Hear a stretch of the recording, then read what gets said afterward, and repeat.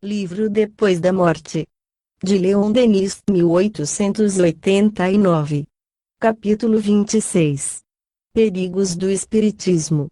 Querendo certos experimentadores do Espiritismo, com o intuito de verificação, fixar as condições de produção dos fenômenos, acumular os obstáculos e as exigências, nenhum resultado satisfatório obtiveram e, desde então, tornaram-se hostis a essa ordem de fatos.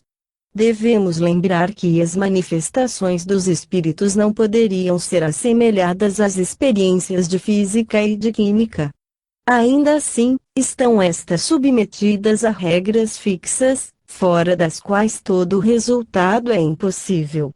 Nas comunicações espíritas, achamo-nos diante não mais de forças cegas, porém de seres inteligentes, dotados de vontade e de liberdade, que, não raro, leem em nós, discernem nossas intenções malévolas e, se são de ordem elevada, cuidam pouco de se prestarem às nossas fantasias. O estudo do mundo invisível exige muita prudência e perseverança. Somente ao fim de muitos anos de reflexão e de observação é que se adquire o conhecimento da vida, é que se aprende a julgar os homens, a discernir o seu caráter, a resguardar-se dos embustes de que está semeado o mundo. Mais difícil ainda de obter é o conhecimento da humanidade invisível que nos cerca e paira acima de nós. O espírito desencarnado acha-se, além da morte, tal como ele próprio se fez durante sua estada neste mundo. Nem melhor nem pior.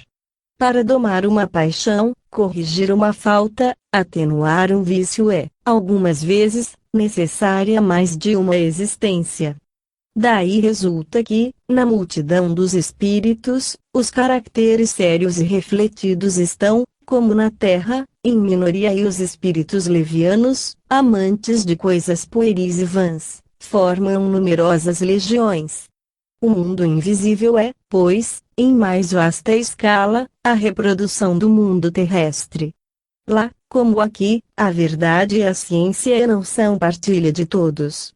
A superioridade intelectual e moral só se obtém por um trabalho lento e contínuo, pela acumulação de progressos realizados no curso de longa série de séculos.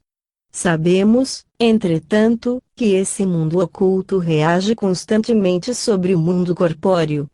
Os mortos influenciam os vivos, os guiam e inspiram a vontade.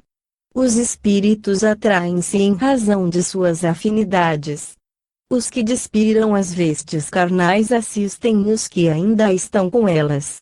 Estimulam-nos no caminho do bem, porém, mais vezes ainda, nos impelem ao do mal.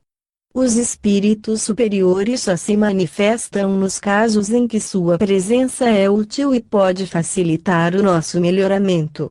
Fogem das reuniões bulhentas e só se dirigem a homens animados de intenções puras.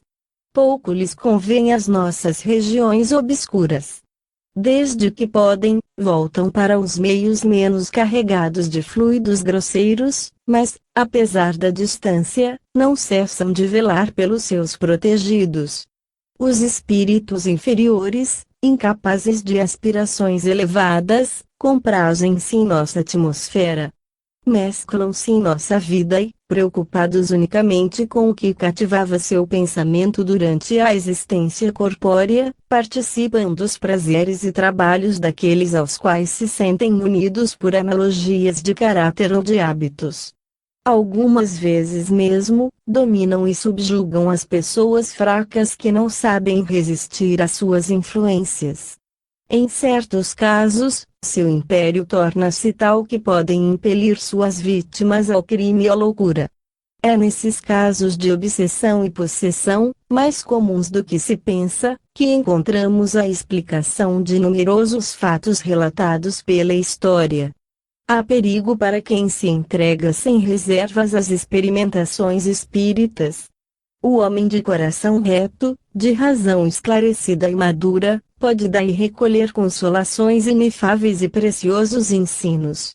Mas aquele que só fosse inspirado pelo interesse material ou que só visse nesses fatos um divertimento frívolo tornar-se-ia fatalmente o objeto de uma infinidade de mistificações, joguete de espíritos pérfidos que, lisonjeando suas inclinações, seduzindo por brilhantes promessas, captariam sua confiança, para, depois, acabrunhá-lo com decepções e zombarias.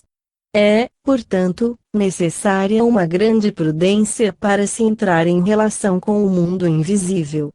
O bem e o mal, a verdade e o erro nele se misturam e, para distingui-los, cumpre passar todas as revelações, todos os ensinos pelo crivo de um julgamento severo. Nesse terreno ninguém deve aventurar-se senão passo a passo, tendo nas mãos o facho da razão.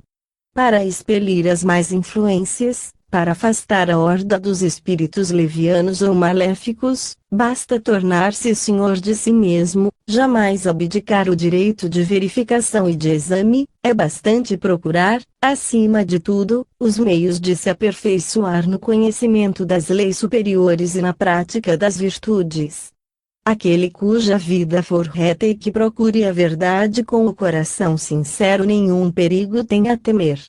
Os espíritos de luz distinguem, veem suas intenções, e assistem-no.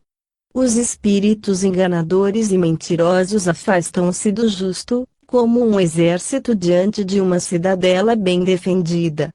Os obsessores atacam de preferência os homens levianos que discuram das questões morais e que em tudo procuram o prazer ou o interesse.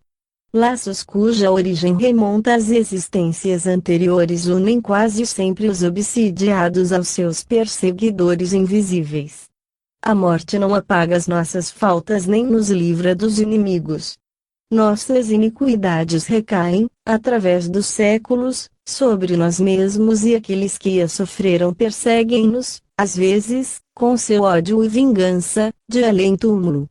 Assim permite a justiça soberana. Tudo se resgata, tudo se expia.